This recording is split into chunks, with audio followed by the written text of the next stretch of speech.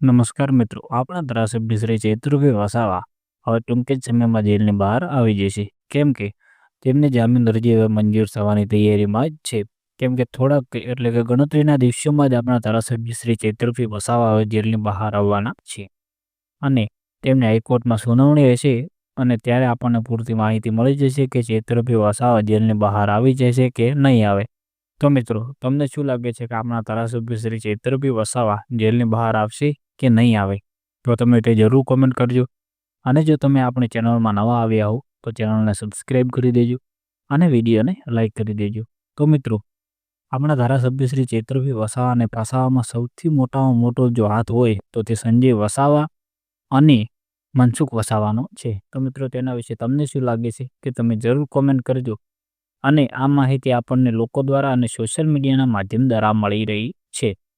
એટલે આવી જ જો તમારે પૂરતી માહિતી જોઈતી હોય તો તમે આપણી ચેનલને સબસ્ક્રાઈબ કરવાનું બિલકુલ ભૂલતા નહીં.